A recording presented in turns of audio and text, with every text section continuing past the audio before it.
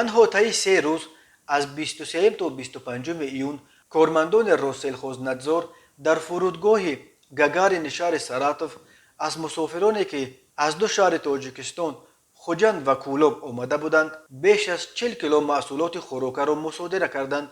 خدمات مطبوعات اداره روسلخوزندزور ولایت‌های ساراتوف و سمارا خبر داد که از بغاج مسافران این دو پرواز 33 نوع محصولات اساساً عسل و محصولات شیری که بدون اسناد بیطوری وارد کرده میشد مصادره گردید. همه محصولات مصادره شده طبق قانونهای بیطوری روسیه نابود کرده می شود.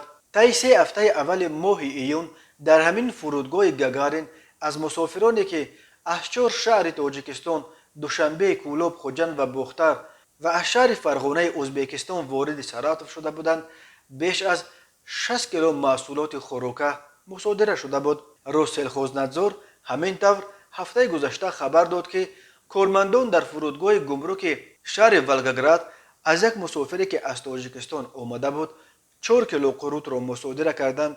بنا به این گزارش شهروند تاجیکستان که مقدار قروت را میخواست در بغاج دستیش وارد روسیه کند ولی یگان حجت سانیتاری برای این قروت نداشت. همه این 4 کیلو قروت بی‌حجت مصادره و نابود کرده شد. گفته می شود در اطلاعیه اداره روسلخوزندزور